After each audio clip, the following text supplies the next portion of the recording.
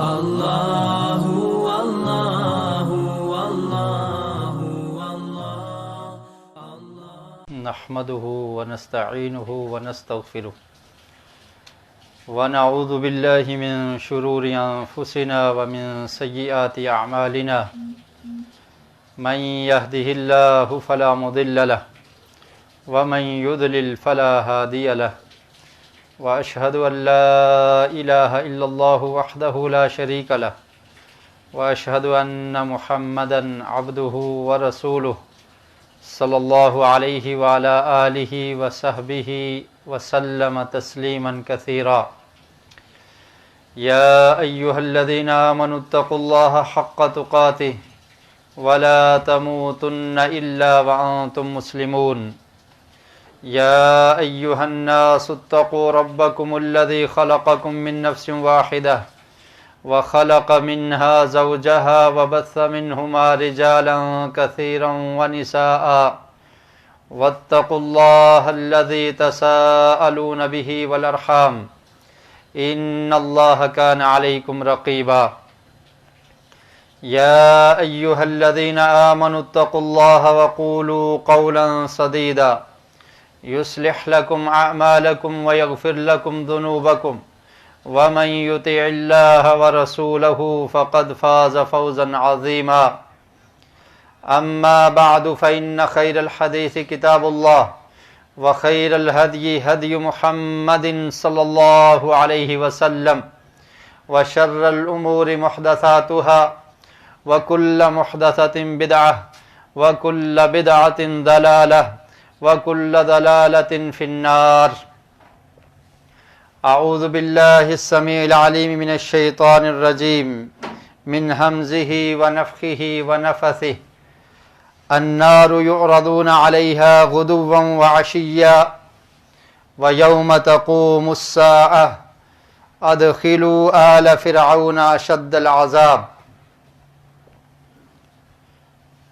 حضرات گرامی قدر، سابقہ خطبہ جمعہ میں ہم نے روح کی پرواز اس کے متعلق کچھ گزارشات آپ کے سامنے عرض کی تھی کہ انسان کے جسم سے جب اس کی روح نکل جاتی ہے اور فرشتے اس کو کیسے لیتے ہیں اور کس طرح سے اس کو لے کر آسمان کا سفر کرتے ہیں۔ روح کا جسم سے جدا ہو جانا یہ انسان کی موت ہے۔ اس کے بعد انسان کو میت کہا جاتا ہے، یہ فوت ہو جاتا ہے۔ پھر یہ خود سے حرکت نہیں کر سکتا، خود سے چل پھر نہیں سکتا، اپنے کام خود نہیں کر سکتا، بلکہ دوسروں کا محتاج ہو جاتا ہے، اور دیگر لوگ اس کو غسل دیتے ہیں۔ غسل کے بعد کفن پہنایا جاتا ہے اور پھر اس کو قبر میں اتار دیا جاتا ہے۔ قبر ہر اس جگہ کو کہتے ہیں کہ جہاں پر انسان موت کے بعد منتقل ہو جائے۔ اگر کسی انسان کو مٹی کی قبر نصیب نہیں ہوئی، وہ فوت ہو گیا، کسی درندے نے کھا لیا، تو اس درندے کا پیٹ اس کے لیے قبر ہے۔ اگر کوئی سمندر میں غرق ہو گیا، اس کو دفنایا نہیں جا سکا، تو وہی سمندر کا پانی اور اس کی تہ وہ اس کی قبر قرار دی جائے گی۔ تو قبر ہر وہ جگہ ہے جہاں پر انسان مرنے کے بعد منتقل ہوتا ہے، اس کو قبر کہا جاتا ہے۔ قرآن مجید میں اللہ رب العالمین نے مختلف مقامات پر انسان کی تخلیق کا اور اس کے مراحل کا ذکر کیا۔ هل اتى على الانسان حين من الدهر لم يكن شيئا مذكورا، کہ ایک وقت ایسا تھا کہ انسان کچھ نہیں تھا، کچھ بھی نہیں تھا، اللہ تعالیٰ نے اس کو پیدا کر دیا رحم مادہ میں۔ اس کے بعد دنیا کی زندگی دنیا میں آتا ہے، اور پھر دنیا کی زندگی گزارنے کے بعد سورہ عبس میں اللہ رب العالمین نے ارشاد فرمایا کہ پھر اللہ تعالیٰ ثم اماتہ فاقبرہ، دنیا میں آتا ہے، دنیا میں کچھ عرصہ رہتا ہے، پھر اللہ تعالیٰ اس کو موت دیتے ہیں، مر جاتا ہے، اور پھر اس کو قبر نصیب ہوتی ہے، پھر وہ قبر میں چلا جاتا ہے۔ قبر اور قبر کا اندھیرا اور قبر کی ہولناکیاں اور سختیاں، یہ انسان کو ڈرانے کے لیے، اس کے رونگٹے کھڑے کرنے کے لیے یہ ایک بہت خطرناک منظر ہے کہ انسان اگر سوچے اور سمجھے اور ذرا تھوڑی سی توجہ کرے کہ جب اس کی یہ زندگی ختم ہو جائے گی اور وہ قبر میں اکیلا تنہا ہوگا تو اس کے ڈر اور خوف کے لیے یہ ایک چیز ہی کافی ہے۔ سنن ابن ماجہ میں ایک روایت ہے، ہانی مولا عثمان، حضرت عثمان رضی اللہ تعالیٰ عنہ کے یہ غلام ہے، وہ بیان کرتے ہیں، کان عثمان بن عفان اذا وقف على قبر يبكي حتى يبل لحيته،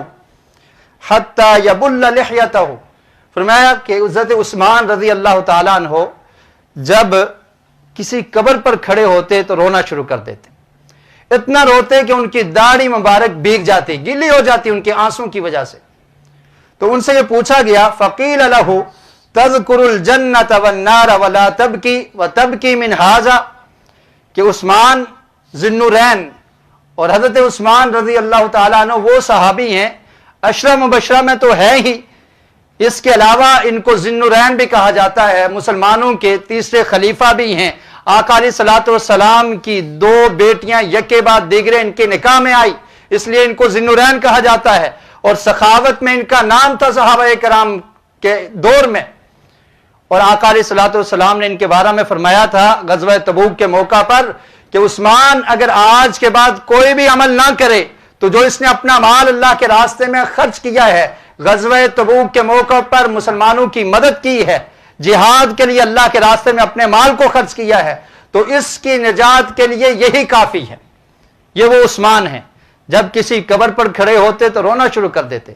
پوچھا گیا، عثمان آپ کیوں روتے ہیں؟ آپ کے سامنے جنت کا ذکر ہوتا ہے، آپ نہیں روتے، جہنم کا تذکرہ کیا جاتا ہے، آپ نہیں روتے، لیکن جب قبر کا ذکر ہوتا ہے تو آپ کے آنسو جاری ہو جاتے ہیں، وجہ کیا ہے؟ فرماتے ہیں، ان رسول اللہ صلی اللہ علیہ وسلم قال ان القبر اول منازل الاخرہ فان نجا منہ فما بعدہ ایسر منہ۔ فرمایا کہ میں نے نبی اکرم صلی اللہ علیہ وسلم کا یہ ارشاد سنا ہے، آپ فرمایا کرتے تھے، آپ نے فرمایا کہ قبر آخرت کی منازل میں سے پہلی منزل ہے، اور جو شخص اس میں کامیاب ہو گیا تو اس کے بعد والی منزلیں اس کے لیے آسان ہو جاتی ہیں، اور جو شخص وَإِن لَمْ يَنْجُ مِنْهُ فَمَا بَعْدَهُ أَشَدُّ مِنْهُ، اور جو اس میں ناکام ہو گیا، اس میں کامیاب نہ ہو سکا، تو اس کے بعد والی جو منازل ہیں وہ اس سے کہیں زیادہ سخت ہیں۔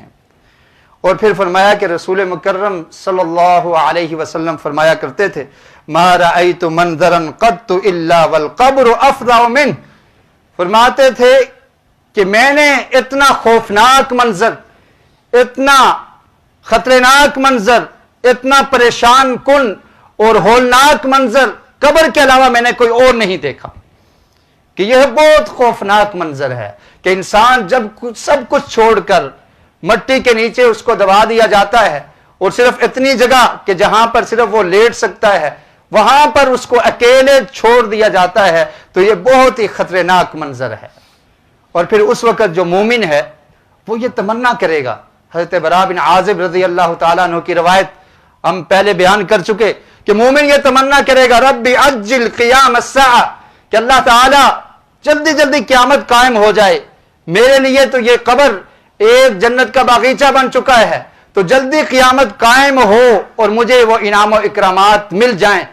اور جو منافق اور کافر، فاسق اور فاجر ہوگا وہ یہ کرے گا، رب لا تقم الساعہ، کہ اللہ تعالیٰ قیامت نہ قائم ہو، قیامت کے دن جب میرے اعمال میرے سامنے رکھے جائیں گے تو میں وہ منظر نہیں دیکھ سکتا۔ اور قبر کا اندھیرا کس قدر سخت ہے، نبی اکرم صلی اللہ علیہ وسلم نے فرمایا قبر کے متعلق، ایک صحابیہ یا ایک صحابی وہ فوت ہو جاتے ہیں، مسجد کی صفائی کرنے والا یہ شخص تھا، اور بعض روایات میں ہے کہ وہ عورت تھی، صحیح مسلم میں حدیث ہے، ان امرأة سوداء كانت تقم المسجد او شابا ففقدها رسول اللہ صلی اللہ علیہ وسلم۔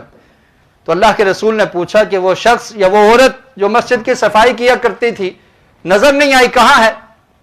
تو صحابہ کرام نے فرمایا مات، قال افلا کنتم آذنتمونی، تو صحابہ کرام نے فرمایا اللہ کے رسول وہ تو فوت ہو چکے ہیں، اور پھر ہم نے ان کا جنازہ ادا کر کے ان کو دفنا دیا ہے، اور آپ کو نہیں بتایا؟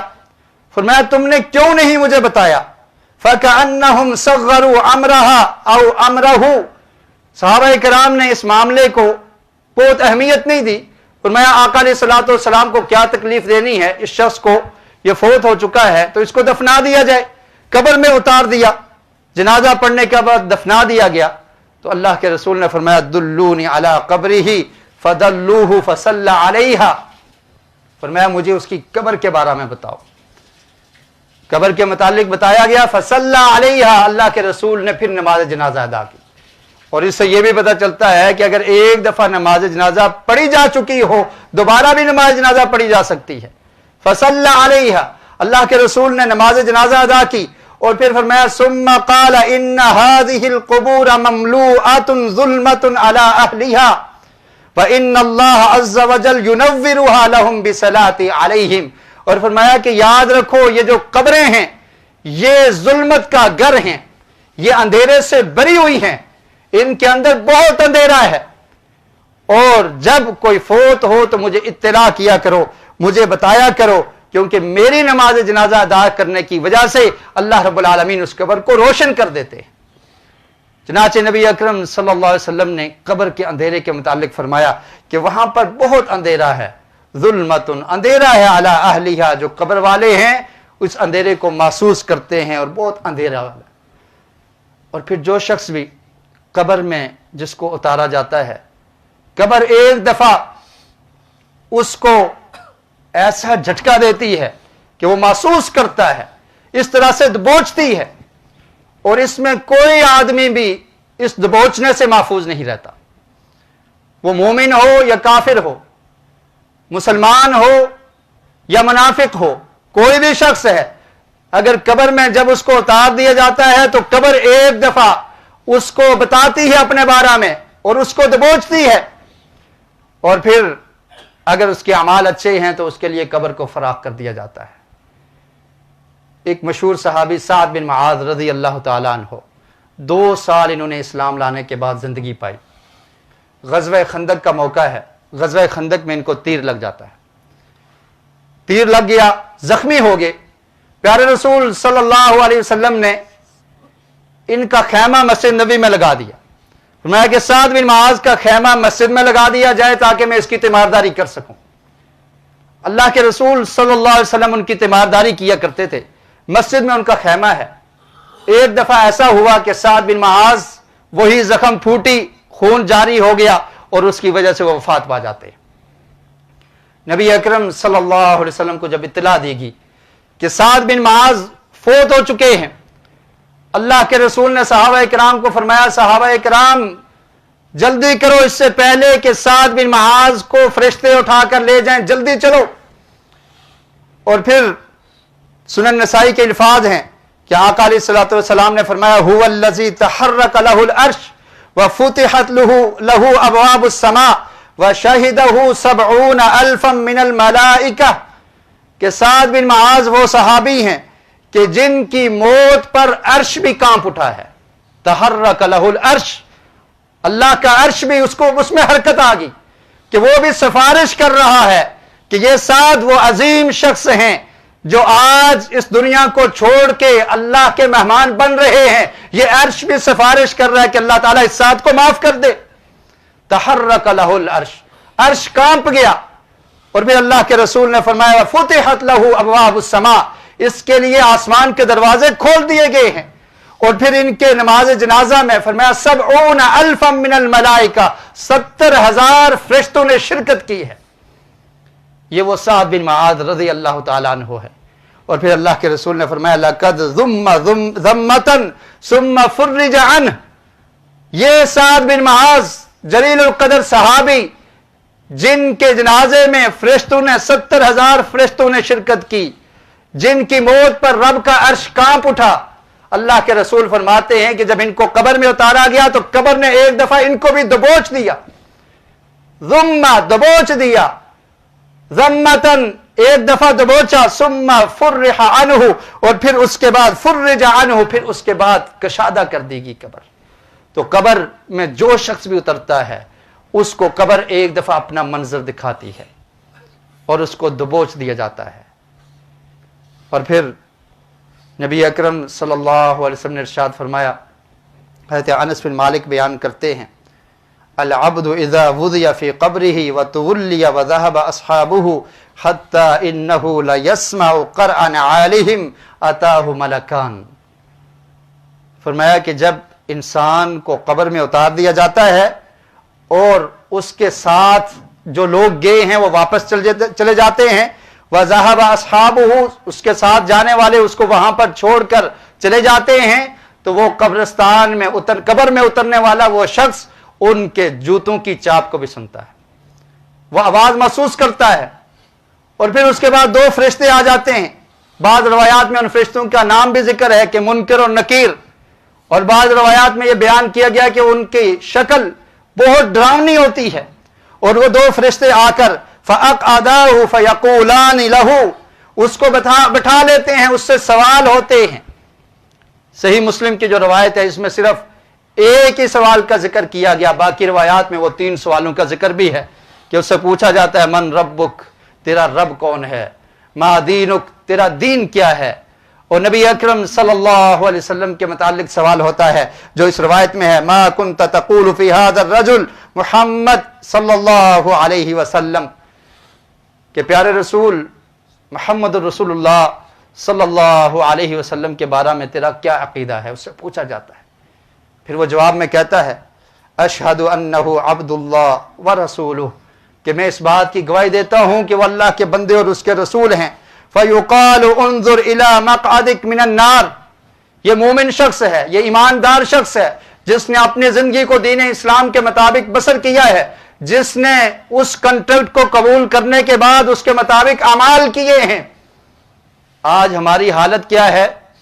انسان جب کسی معاہدے پر سائن کرتا ہے، کنٹریکٹ کر لیتا ہے، اس کے بعد کہے کہ میں نوکری نہیں کروں گا، مجھے ویسے ہی پے مل جائے، ایسا ممکن نہیں ہے، دنیا کا یہ اصول نہیں ہے کہ آپ نے کسی جاب کے لیے کنٹریکٹ کیا ہے، معاہدہ کیا ہے اور پھر جاب پہ جاتے نہیں، کہ جانے کی ضرورت نہیں ہے، مہینے کے بعد مجھے سیلری مکمل ملنی چاہیے۔ آپ کا وہ باس آپ کو سیلری نہیں دے گا۔ مسلمان جب دائرہ اسلام میں داخل ہوتا ہے، ادخلوا فی السلم کافہ ولا تتبعوا خطوات الشیطان، اللہ نے قرآن میں فرمایا کہ پورے کے پورے اسلام میں داخل ہو جاؤ، شیطان کی پیروی نہیں کرنی۔ یہ کلمہ طیبہ ایک کنٹریکٹ ہے، ایک معاہدہ ہے جو ہم نے کیا ہے، جس کا ہم نے اقرار کیا، جس کا ہم نے تصدیق کی، زبان سے اقرار کیا، اب اس کے مطابق اعمال کرنے کی ضرورت ہے کہ ہم اللہ کے علاوہ کسی کو الہ نہیں مانتے، صرف اسی کی عبادت کریں گے۔ محمد رسول اللہ صلی اللہ علیہ وسلم نے جو زندگی گزارنے کا سلیقہ اور طریقہ ہمیں سکھایا ہے، اس کو مان کر چلیں گے، آپ کی اتباع اور پیروی کریں گے۔ یہ معاہدہ ہم کر چکے ہیں، اور پھر اس کے بعد نہ پیروی نظر آتی ہے، نہ اطاعت نظر آتی ہے، نہ عبادت نظر آتی ہے، اور ہم پکے مسلمان ہیں۔ ایسے مسلمان تاریخ میں آپ نے نہیں دیکھے ہوں گے۔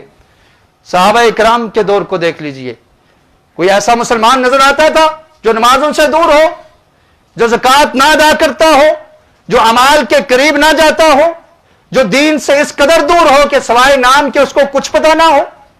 حیرت ہوتی ہے اپنے آپ پر، حیرت ہوتی ہے ایسے مسلمانوں کو دیکھ کر کہ ہم نے اسلام کو کیا سمجھ رکھا ہے، کس طرح سے ہم اسلام کو فالو کرتے ہیں۔ اور حالت اس حد تک پہنچ چکی ہے کہ آج اگر آپ ننھے منھے بچوں سے پوچھیں، ان کو پتہ نہیں ہے کہ ہم مسلمان ہیں یا نہیں، اور خاص کر کے یہاں پہ رہنے والے لوگ، ہانگ کانگ میں رہنے والے لوگ۔ ایک بچہ ہمارے پاس پڑھنے آیا، نماز ہو رہی تھی، وہ پیچھے بیٹھ گیا۔ نماز کے بعد میں نے اس سے پوچھا، بیٹا آپ نے ہمارے ساتھ نماز کیوں نہیں پڑھی؟ خاموش ہو گیا، نہیں پڑھی۔ دوسرا سوال جو میں نے اس سے کیا رونگٹے کھڑا کر دینے والا ہے، میں نے اس سے پوچھا کیا تم مسلمان نہیں ہو؟ 7-8 سال کا بچہ، وہ کہتا ہے نہیں۔ میں نے کہا تمہاری نیشنلٹی کیا ہے؟ کہتا میں ہانگ کانگ کا رہنے والا ہوں۔ پاکستانی ہو؟ نہیں۔ مسلمان ہو؟ نہیں۔ بچوں کو پتہ نہیں ہے کہ ہم مسلمان بھی ہیں یا نہیں ہیں۔ صبح سے لے کر شام تک بچہ مدرسے میں نہیں بلکہ سکول کی تعلیم کو حاصل کرتا ہے، 1 گھنٹہ یا آدھے گھنٹے کے لیے مدرسہ میں بھیج کر یہ سمجھ جاتے ہیں کہ ہم نے دین کا حق ادا کر دیا ہے۔ اسلام کے متعلق بچوں کو تعارف ہی نہیں ہے، پتہ ہی نہیں ہے کہ ہم مسلمان بھی ہیں یا نہیں۔ اور کل کو یہ دن آنے والے ہیں، یاد رکھیے اگر آج ہم نے دین کی قدر نہ کی، اس کے لیے محنت نہ کی، اس کے لیے کوشش نہ کی، کل ہماری اولاد، ہمارے بچے یہ کہیں گے کہ ہمارے والدین مسلمان تھے، مائی فادر واز مسلم، میرے ابو مسلمان تھے، وہ نماز پڑھا کرتے تھے، میرے اسلام سے کوئی تعلق نہیں ہے، میں نہیں جانتا اسلام کو۔ اور آج کے دور میں بھی ایسے لوگ آپ کو ملیں گے اس معاشرے میں۔ تو ضرورت اس امر کی ہے کہ اسلام کو سینے کے ساتھ لگایا جائے، اسلام پر عمل کیا جائے، اس کے لیے وقت نکالا جائے۔ اگر ہم وقت نہیں نکالیں گے اس میں ہمارا نقصان ہے۔ اور اس معاشرے میں رہتے ہوئے ضرورت اس امر کی ہے کہ جہاں پر ہم نے مال و متاع اکٹھا کیا ہے، یہاں پر رہ کر ہم نے مال کو جمع کیا ہے، ہم نے کوٹھیاں اور بنگلے بنائے ہیں، اپنا بینک بیلنس بنایا ہے، ہم نے اس ہانگ کانگ کو، اس معاشرے کو کیا دیا ہے؟ اسلام احسان فراموش نہیں ہے۔ اسلام تو ہمیں یہ درس دیتا ہے کہ اگر تمہیں کوئی گفٹ دے، کوئی ہدیہ دے، تو اس کے بدلے میں اس کو گفٹ پیش کرو۔ اگر گفٹ نہیں دینے کی طاقت تو جزاک اللہ کہہ دو، اس کے لیے دعا کر دو۔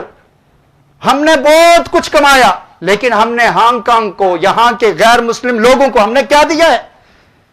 کل قیامت کے دن اگر ہم سے پوچھ لیا گیا کہ تم اس علاقے میں رہ کر تم نے مال کو تو جمع کیا، کیا اسلام کی دعوت دی تھی؟ کیا لوگوں کو اسلام کے بارے میں بتایا تھا؟ تو ہمارا کیا جواب ہوگا؟ ہم کیا کہہ سکیں گے؟ اور مجھے خوشی ہو رہی ہے کہ میں اپنے ایک بھائی کا نام لوں، مسلم کونسل آف ہانگ کانگ، جنہوں نے ہانگ کانگ میں رہ کر ہانگ کانگ کی گلیوں پر چائنیز میں اور انگلش میں قرآن مجید تقسیم کر کے یہ عظیم فریضہ ادا کیا اور ایک ایسے کام کا آغاز کیا کہ جس کی یہاں پر ضرورت تھی، اور یہ ان کے لیے صدقہ جاریہ ہے۔ لیکن یہ صرف ایک انسان کا کام نہیں ہے، بلکہ تمام مسلمانوں کی ذمہ داری ہے۔ ہماری زندگی کا مقصد کیا ہے؟ ایک مسلمان اور غیر مسلم کی زندگی میں فرق ہے۔ ہمیں رب نے کہا کنتم خیر امت اخرجت للناس، تم بہترین امت ہو، تمہیں لوگوں کے لیے نکالا گیا ہے، تم نے لوگوں کو دعوت دینی ہے، ان کو دین سکھانا ہے، ان کو دین کے قریب لانا ہے۔ اور آج ان کو دین کے قریب لانا تو دور کی بات، ہم خود دین کو بھولتے جا رہے ہیں، قرآن سے مسلمان دور ہو چکے ہیں۔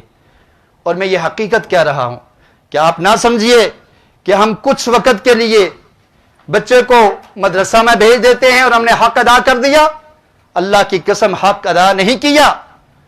آدھے گھنٹے میں وہ بچہ الف بے سیکھ لیتا ہے، قرآن مجید ناظرہ پڑھنا سیکھ لیتا ہے، اس سے کیا حاصل ہوگا؟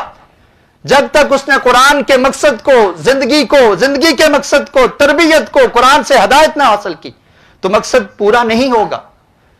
قرآن مجید کا ترجمہ، اس کی سمجھ، اور یہ قرآن مجید مسلمانوں کی زندگیوں میں آ جائے، اس کے لیے کوشش کرنا یہ مسلمانوں کی ذمہ داری ہے۔ اور اسی لیے ہم نے ایک پروگرام کا آغاز کیا ہے کہ تاکہ یہ قرآن سب کے لیے ہو، یہ قرآن صرف بچوں کے لیے نہیں، یہ قرآن صرف 12-13 سال سے کم عمر بچوں کے لیے نہیں، بلکہ ہر مسلمان کے لیے، وہ بچہ ہو، جوان ہو، بوڑھا ہو، وہ مرد ہو اور عورت ہو، اس کے لیے کتاب اللہ رب العالمین نے آسمان سے نازل کی۔ اور صرف اس کے لیے نہیں بلکہ تمام لوگوں کے لیے ہے۔ لیکن مسلمان اس کو سمجھے، اس کو سمجھنے کے بعد اس پر عمل کرے اور پھر اس کی نشر و اشاعت کرے، لوگوں تک اس کا پیغام پہنچائے، یہ مسلمان کی ذمہ داری ہے۔ اور اس معاشرے میں رہتے ہوئے ہماری یہ ڈبل ذمہ داری ہے کہ ایک مسلمانوں کو قرآن کے قریب کرنا، ان کو دیندار بنانا، ان کو دین کے بارے میں بتانا، اور دوسرے جو غیر مسلم ہیں ان تک یہ پیغام پہنچانا۔ اسی کام کے لیے ہم نے 25 اور 26 دسمبر کو قلون مسجد میں ایک پروگرام رکھا، فہم القرآن، انڈرسٹینڈنگ قرآن، کہ تاکہ لوگوں کو قرآن کی سمجھ حاصل ہو، لوگوں کو پتہ چلے کہ قرآن ہم سے کیا مطالبہ کرتا ہے اور اس کا پڑھنا اور سمجھنا کتنا ضروری ہے۔ جب ہم سمجھیں گے نہیں تو پھر اس کی تبلیغ کیسے کر سکیں گے؟ اور پھر آپ غور کیجئے، آج مسلمانوں کی حالت یہ ہے، یہ تو ایک بچے کا واقعہ سنایا، کتنے ایسے بڑے لوگ ہیں مسلمان، کبھی ان سے واسطہ پڑتا ہے، کبھی وہ پوچھتے ہیں کہ ہمیں نماز پڑھنے کا طریقہ نہیں آتا، نماز کیسے پڑھنی ہے؟ مسلمان کہلانے والے لوگ نماز پڑھنے کا طریقہ ان کو معلوم نہیں ہے، ذرا غور کیجئے ہم کدھر کو جا رہے ہیں. پوری تاریخ اسلام میں کوئی ایک ایسا فرد آپ کو نہیں ملے گا کہ جو بے نمازی ہو. صحابہ کرام کے دور کو دیکھ لیجئے, کوئی بے نمازی شخص نہیں ملے گا. تابعین کے دور کو دیکھ لیجئے, تبع تابعین کے دور کو دیکھ لیجئے, اور پھر کوئی فرقہ اس کی اجازت نہیں دیتا, وہ شیعہ ہوں, سنی ہوں, بریلوی ہوں, دیوبندی ہوں, اہل الحدیث ہوں, فقہ حنفی, شافعی, مالکی, حنبلی, کسی فرقے کا کسی جماعت کے ساتھ کسی انسان کا تعلق ہو, اگر اس نے کلمہ پڑھ لیا ہے اس کے بعد اس پر نماز پڑھنا فرض ہو جاتی ہے, نماز پڑھنا ضروری ہے. اسلام کے بنیادی ارکان میں سے سب سے اہم رکن کلمہ کے بعد وہ نماز ہے, نماز کو قائم کرنا. اور آج دیکھ لیجئے کتنے نمازی ہیں, کتنے لوگ نماز پڑھتے ہیں, کتنے لوگ مکمل نماز پڑھتے ہیں. آپ کو چند افراد ملیں گے, اور خاص لوگ جو بڑھاپے کی عمر کو پہنچ جاتے ہیں انہیں نماز پڑھنی ہے. اور یاد رکھیے کل کو یہ کہا جائے گا کہ ہمارے دادا جی نماز پڑھا کرتے تھے.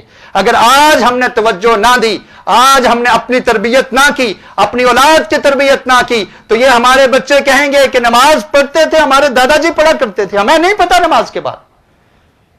یہ سوچ کی بات ہے, فکر کی بات ہے. یہ فکر پیدا کیجئے, یہ سوچ پیدا کیجئے اپنے اندر, معاشرے کے اندر, کہ تاکہ وہ لوگ دین سے قریب ہوتے چلے جائیں. بددیانتی, بددینی اور دین سے دوری بہت پھیلتی جا رہی ہے. تو میں عرض یہ کر رہا تھا کہ مومن سے جب قبر میں سوال ہوگا نبی اکرم صلی اللہ علیہ وسلم کے متعلق, تو وہ کہے گا انہ عبد اللہ ورسولہ فیقال انظر الی مقعدک من النار. اللہ تعالیٰ فرمائیں گے, اللہ کی طرف سے یہ کہا جائے گا کہ دیکھو تمہارا جو مقام تھا وہ جہنم کو دیکھ لو, لیکن تم نے ایمان کو قبول کر لیا, اب تمہارا یہ ٹھکانہ نہیں ہے بلکہ جنت تمہارا ٹھکانہ ہے. اور پھر اس کی قبر کو فراخ کر دیا جاتا ہے اور جنت وہاں پر ہی اس کو دکھا دی جاتی ہے. پھر دوسرا شخص جو منافق ہے یا فاسق اور فاجر ہے, کافر ہے, اس کو جب پوچھا جائے گا کہ تیرا کیا عقیدہ ہے محمد صلی اللہ علیہ وسلم کے متعلق, تو وہ کہے گا لا ادری کنت اقول ما یقول الناس, مجھے نہیں پتا, جو لوگ کہتے تھے میں بھی کہہ دیتا تھا, مجھے کچھ علم نہیں ہے, مجھے نہیں پتا. تو اس کو کہا جائے گا لا دریت ولا تلیت, تو نے نہیں جانا, تو نے علم حاصل نہیں کیا, تو نے توجہ نہیں کی زندگی میں, تجھے نہیں پتا. ثم یضرب بمطرقۃ من حدید ضربۃ, پھر ایک لوہے کے آلے سے اس کے سر پہ ایک ضرب لگائی جائے گی, اس کے سر پہ مارا جائے گا. بین اذنیہ, کانوں کے درمیان اس کو ایک ضرب لگائی جائے گی. فیصیح صیحۃ یسمعها من یلیہ الا الثقلین, تو اللہ کے رسول نے فرمایا کہ وہ چیخے گا, چیخو پکار کی آواز آئے گی, اور اتنی چیخیں مارے گا کہ کائنات کی تمام مخلوقات انسان اور جن کے علاوہ سب اس کو سن لیں گے. تو یہ اس شخص کا حال ہوگا قبر میں. اور قبر کا عذاب یہ ایک حقیقت ہے, قبر میں عذاب ہوگا اور عذاب دیا جائے گا, اور عذاب کی ابتدا قبر سے ہو جاتی ہے.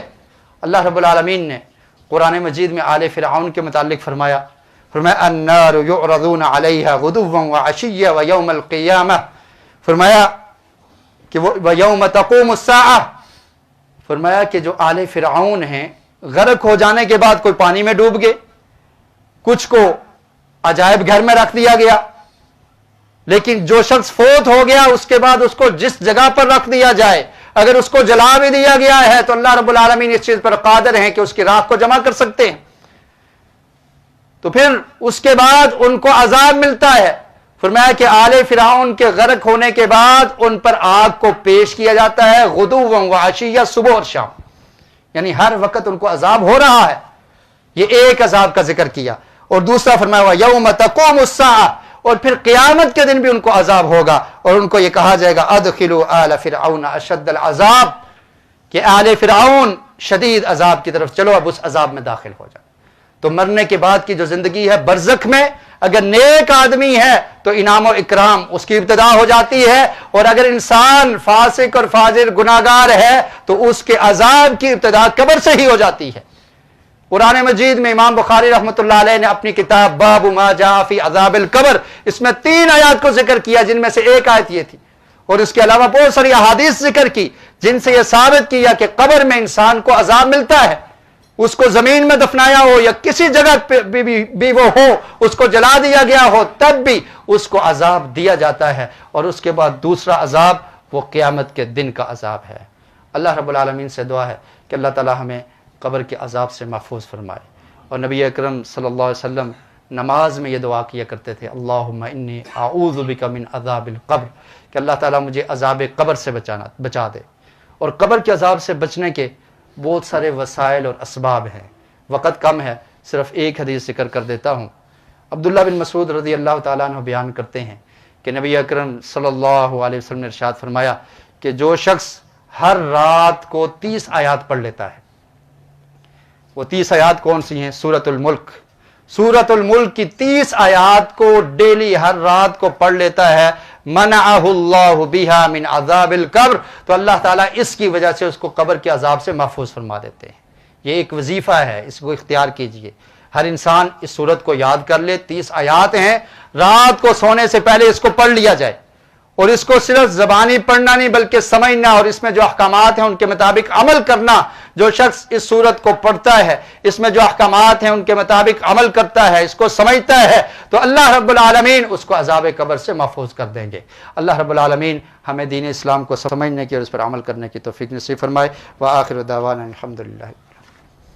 رحمتیں نچاور کرتا ہے تو برکتوں سے